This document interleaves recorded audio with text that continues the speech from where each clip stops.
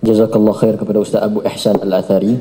Soalan terakhir kepada Ustaz Abu Islam sebelum kita membuka ruang dan peluang kepada para penonton untuk bertanya jawab adalah, tadi kita telah melihat kepada penjelasan Ustaz Abu Ihsan tentang peranan ataupun luasnya iman yang perlu diberi fokus oleh para duat. Sebab itu Al-Imam Ibn Taymiyah terkenal kerana kitab-kitab akidahnya yang telah membantah puak-puak Syiah dan juga puak Nasrani. Al-Imam Ahmad terkenal juga apabila mempertahankan akidah Ahlus Sunnah. Jadi kelompok Ahlus Sunnah terkenal dengan perjuangan akidah. Jadi tanggungjawab da'i sudah kita ketahui. Apa pula tanggungjawab mad'u atau orang yang didakwahkan dalam konsep atau perbincangan mengenai iman di sisi Ahlus Sunnah? Dipersilakan Ustaz. Bismillah, salatu wassalamu ala rasulillah, amma ba'd. Sidang hadirin tuan-tuan dan puan-puan sekalian, apabila para da'i bertebaran di atas muka bumi daripada zaman para sahabah radhiyallahu anhum ajma'in,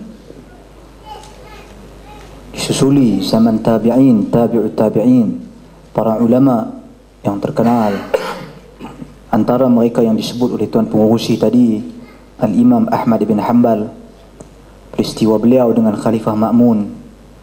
Begitu juga Al-Imam Abdul Aziz Al-Kinani, peristiwa beliau dengan Bishr Al-Mirrisi. Begitu juga peristiwa Al-Imam, perdebatan Al-Imam Al-Auza'i dengan Ghilan Ad-Dimashqi.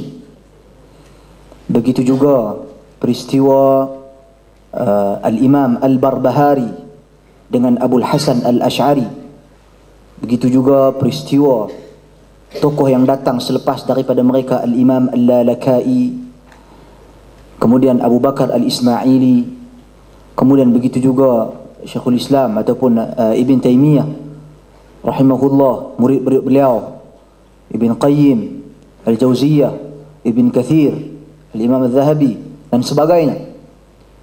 Yang mana nama-nama mereka tuan-tuan dan puan-puan sekalian tersohor, terkenal dengan penulisan-penulisan mereka, kritikan-kritikan mereka ke atas kelompok-kelompok yang tersasar pegangan dan akidah mereka.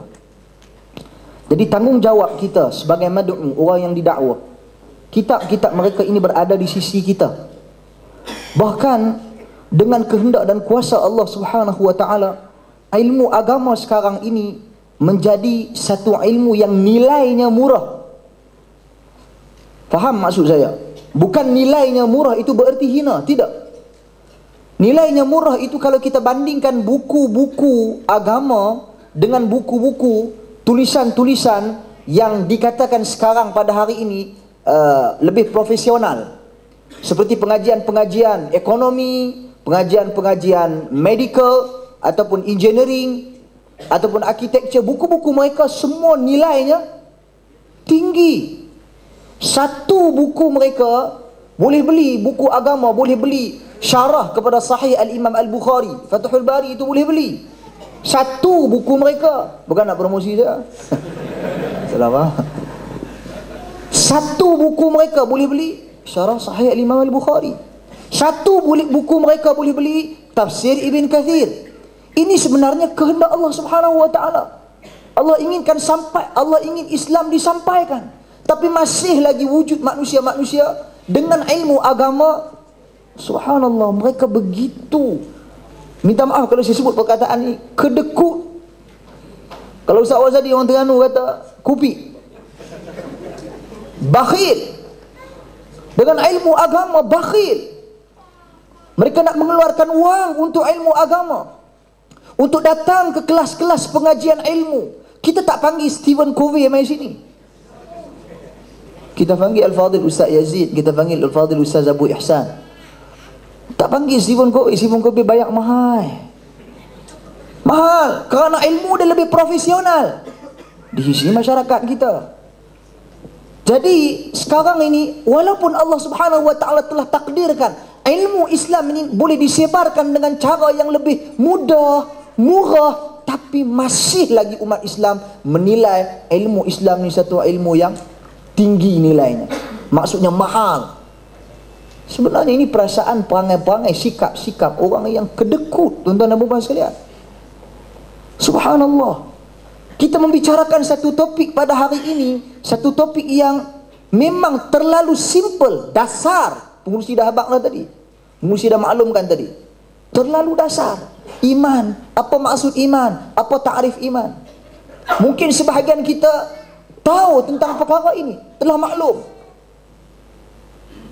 Akan tetapi tuan-tuan dan puan-puan sekalian, perkara tentang iman apabila kita bahaskan pagi tadi, apabila saya sebut di ucapan pembukaan tadi ni, firman Allah Subhanahu wa taala, walau anna ahlal qura amanu minkum wa amilus salihat lafatahna alaihim barakatin minas sama'i wal ard.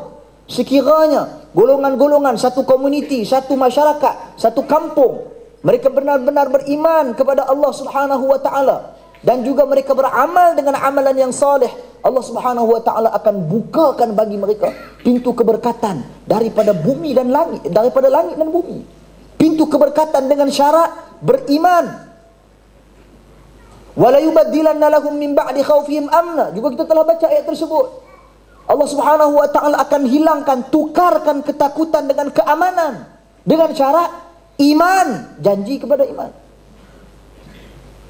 Jadi sikap kita sebagai mad'u, orang yang didakwah, kita datangkan para dai, para duat yang ada otoriti bercakap tentang iman, bercakap tentang akidah. Tapi masyarakat penilaian pada hari ini berbeza. Mereka melihat kepada bangsa.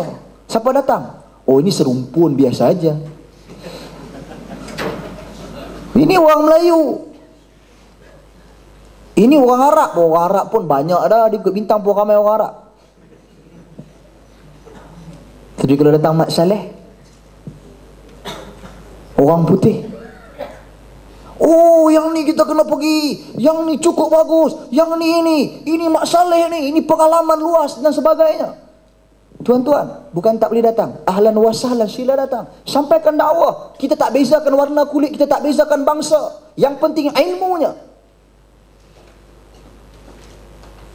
Sekarang ini mad'u, orang yang didakwah, khususnya dalam masyarakat kita di Malaysia pada hari ini, mereka melihat kepada perkara-perkara yang saya sebutkan tadi. Warna kulit, bahasa yang digunakan.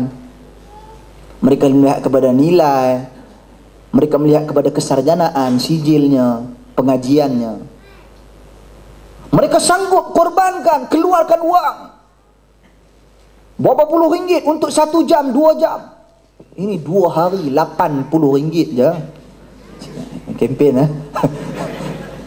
Tuan-tuan dan perempuan sekalian, kita infak di jalan Allah Subhanahu wa taala bukan untuk tujuan lain, untuk bantu saudara-saudara kita, saudara-saudara Islam kita. Sepatutnya kita perlu berfikir pada hari ini. Satu lontaran saya nak bagi dekat mad'u yang ada kemampuan, orang yang didakwah yang ada kemampuan, kita semua yang ada kemampuan, supaya tiap-tiap tahun tuan-tuan dan puan-puan sekalian kita perlu ada perkumpulan-perkumpulan seperti ini, yang mana kita datangkan orang yang ada otoriti bercakap tentang agama, tersenarai di kalangan ulama. Datangkan masyayikh, datangkan para ulama di Indonesia. Daurah sudah selesai Ustaz. Daurah Syekh Syawal. Setiap tahun mereka datangkan para ulama. Mereka datangkan tokoh-tokoh ilmuwan, sama ada daripada Jordan, sama ada daripada Saudi, daripada Yaman dan sebagainya, berkumpul, selaraskan pemikiran. Ini yang kita nak lihat dalam masyarakat kita. Daripada kita habiskan duit memanggil orang-orang sekadar menceritakan pengalaman Islamnya, lebih baik kita panggil orang-orang yang ada otoriti bercakap tentang agama, para ulama yang sesuai dengan statusnya. Panggil mereka berbicara, keluarkan duit, beli tambang tiket, bayar tambang mereka. Ini yang sepatutnya, pengorbanan yang perlu kita lakukan. Kita sebagai mad'u, kita perlu memikirkan.